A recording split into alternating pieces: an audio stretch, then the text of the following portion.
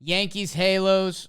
Trev, I will kick off this one. The Yankees lose 2 out of 3. They lost their last 2 of the series to Oakland coming into this. It all finishes on a Cole Sandoval night where both pitchers looked pretty good. Garrett looked great. Then throwing error by Donaldson, making a good effort on a play, and he had a really strong game. IKF at short botches one, and he happened to botch Mike Trout's ground ball that the guy behind him is Shohei Ohtani, and Garrett Cole gets clipped by him. 2-0, 3-2. You lose the game. You lose the series. Yankee fans are running hot. Go watch Joe's stream. Go watch us record Talkin' Yanks. And then they finally hit the button. They call up the kid, their number 2 prospect, Oswald Peraza, the shortstop. Been killing it for the last 3 months. It's an exciting, nervous time in Yankee land. It was a button that we thought was thrown out the window, and they wouldn't push at this point of the season, and they did it, Trev. So I'd love to hear your thoughts on the whole thing. I got questions. Have they made a corresponding move yet? So roster's expanded. So he's just up. So he is up. There may be another move. Marwin was on the paternity list, but they activated him. It seems like just activated Marwin, called up Peraza, and those were the 2 spots. Those are the moves. We currently think that's it. There's a chance of like a Rizzo IL. They said he's not playing in Tampa, but otherwise that's kind of it. Is he going to play shortstop every day? And we are very excited to find out. Trevor, it's a great question. We did. So look. We talked about this a little bit on Baseball Today, and it's like, oh, man. We need to temper expectations. Yeah. I say that a lot with rookies. There's very few rookies that come out and just, like, do the damn thing. The Braves have had a few of them, fucking 17 of them on the Braves alone. So I guess you can look at that and be happy if you're a Yankees fan. Maybe this will be the same thing for them.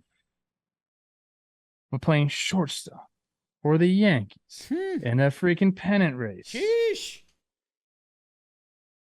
That's big, people. So, like, don't get all over this guy if he stinks right away. Don't anoint him the king if he does great right away, because this is going to be very tough for him. I'm happy for him. I think he has earned the right to go and have a shot this year. I said this with Chris Rose this morning. I really think the Yankee fans saw the Captain documentary with Jeter and him like coming out in 96, winning the job, and then, basically becoming the de facto captain. Just pump the brakes a little bit, people. I hope that's what it turns into. My goodness. But we're going to have to wait and see. So we did, me and Jim were still in the office yesterday when this news broke at like 7. So we sat down, we did a 12, 15 minute talk about it. There's a lot of emotions. Go check that out on Talkin' Yanks. Yeah, man. And we're just to try to put it in as tight of a synopsis as I can. We thought this was in play all year. IKF, his stick is not a plus. His bat has been everything that his baseball card would tell you. We saw the defense. He makes some of the high-level plays. He struggles with some of the routine plays. So the real test for Peraza is how does he look at shortstop? Because if he can play defensively as well or better than IKF, defensively, then his even potential offense, you'd think that would give him the spot. Let's see, man. He's a rookie, like you're saying, getting thrown into a playoff race that wasn't a playoff race, and that's part of the reason I don't think he got the call, because the Yankees were winning so much. So, hey, my whole thing has been for a little while now, let's see it. Donaldson hasn't won third base. His stats are not Josh Donaldson. The real question, Trev, that we're excited or interested to see is IKF hasn't played a position outside of shortstop this year. So will the Yanks put him at third and put Donaldson at watch? Does that provide another option for IKF, or does that shoot down his confidence? I don't know. No, nobody knows. So that's anxious times in Yankee land. Yeah, we got to see how it plays out. He's at worst their third catcher. You got that rolling for you. You never have to take 3 catchers because you got IKF. That actually means something. You looking for some good documentary stuff? I mean, hey, how about IKF You know what? 12th inning behind the dish in a playoff game? Sign me up. I know IKF has gotten a lot of. He's been a target of sorts. He's been a target, man. And this guy, I just want to let everyone know, he's one of the nicest guys you're ever going to meet. And like just a solid, good dude who works hard. So don't be fucking rooting against this guy. Sorry, dude. Like he's a good dude. I get it. If you want him off the field because you have a better option, it's fine to criticize players. But just know this dude it's weighing on him more than it's weighing on any of you. Like he wants to be the Yankee shortstop, and he's tried and done everything he can. So just know that the effort has been there, and that does mean something. And Trev, you're right, and you know we've obviously been a part of that. Like in a way, we are lamestream media now, and you know I had a line that Jimmy kind of clinged on to. There was an argument that shortstop was our weakness on both sides of the ball at one point. Hey, IKF, he has handled himself with class. The effort, his post-game pressers, it's everything you ask from a dude.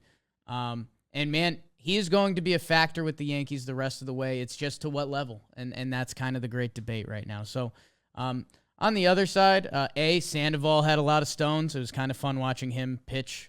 Him and the Yankees batters were having a nice little chicken match, calling time and pissing each other off. That was fun. And then Ohtani, man, I mean, you know, he has entered. I mean, it's the national topic right now. You could hear it on any sports radio, Ohtani Judge. And like I've told you throughout the whole way, and I commented on your tweet the other day, we got a month left to figure this out. And depending how, I think it's neck and neck. I think Judge has him by a nose today. But if Ohtani has a crazy September and Judge doesn't, I think he can be caught. So that's where I'm at. I see it that way as well. I see him neck and neck. I think the way I see it, Shohei's the clear MVP, but I understand how people could say, okay, they're neck and neck. If you just looking at numbers, whatever. Vegas does not see it that way. Yeah. Aaron Judge is still minus 1,200. Ohtani is plus 600 as of 2 hours ago. It's an interesting case, man, because it's 30 riders. And that's it. And like, they're going to decide this. Is Judge going to feel like he got cheated twice out of an MVP? Heavy. I don't know, man. It is heavy.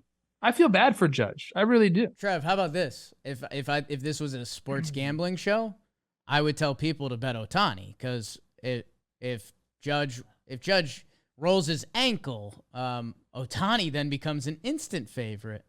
And I'll knock on all sorts of wood after saying that. But yeah, I think that money is Aaron Judge is on pace to break the home run record, and if he does, there's no stopping him from getting MVP. Well, the AL home run record. The American League home run record. I'm sorry, Trev.